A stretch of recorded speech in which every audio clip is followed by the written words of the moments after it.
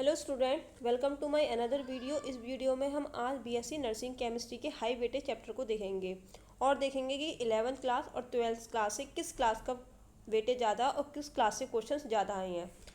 इससे पहले वाली वीडियो में हमने एएमयू पैरामेडिकल का ही बायोलॉजी, केमिस्ट्री और फिजिक्स की वेटेज को देख लिया है। अगर आपने वो वीडियो नहीं देखी है तो उसको एक बार जाके ज़रूर देख लें।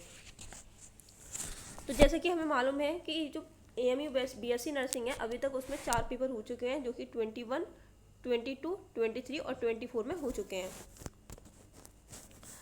तो पहले मैंने यहाँ पर 11 और 12 की चैप्टर्स को लिख लिया है। सबसे पहले हम 11 के चैप्टर्स को देखेंगे।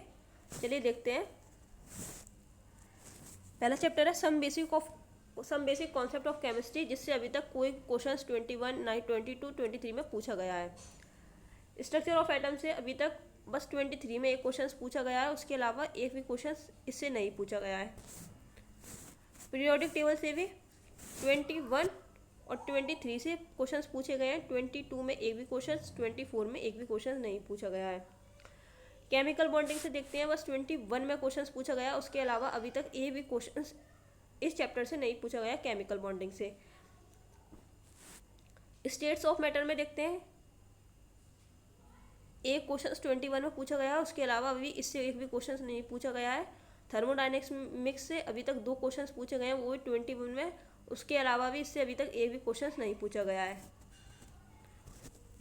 अब हम करें इक्विलिब्रियम की बात, तो इक्विलिब्रियम में अभी तक मैं मेंशन करना भूल गई, इक्विलिब्रियम में बस 2 क्वेश्चन पूछे गए हैं 21 में, उसके अलावा अभी तक एक भी क्वेश्चन इससे नहीं पूछा गया है।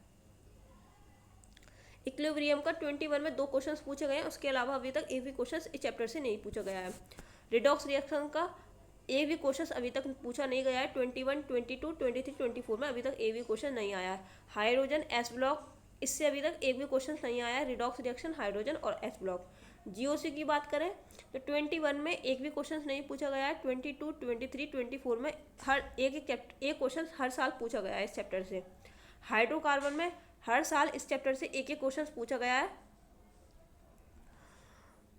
एक क्वेश्चन हर चैप्टर से पूछा गया है इस हाइड्रोकार्बन से। इन्वायरमेंटल केमिस्ट्री से बस 23 में एक क्वेश्चन पूछा गया है, इसके अलावा एक भी क्वेश्चन अभी तक पूछा नहीं गया है।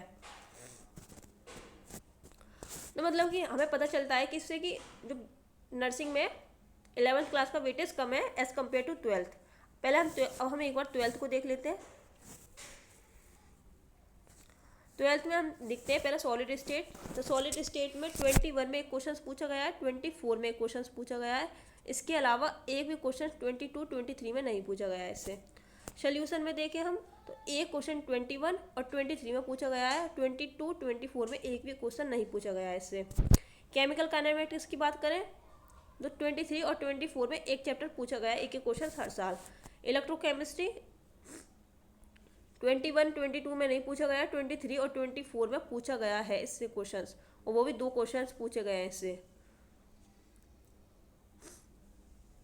सरफेस केमिस्ट्री से भी 23 और 24 में क्वेश्चंस पूछे गए हैं, इससे पहले नहीं पूछे गए हैं। मेटलर्जी में बस एक क्वेश्चन पूछा गया है, वो भी 23 में। पी ब्लॉक में पूछा गया है एक क्वेश्चन 23 में। डी ब्लॉक से एक क्वेश्चन पूछा गया है 22 में और एक क्वेश्चन पूछा गया है 24 में। कोऑर्डिनेशन से सेम यहाँ पर भी 22 और 24 में एक क्वेश्चन पूछा गया है, इसके अलावा एक भी क्वेश्चन इससे नहीं पूछा गया है। हेलो एल्किन की बात करें तो 23 और 24 में एक क्वेश्चन पूछे गए हैं, 22 और 23 में एक भी क्वेश्चन नहीं पूछा गया। एल्कोहल फिनॉल में भी देख लीजिए 22 और 23 में क्वेश्चन पूछे गए।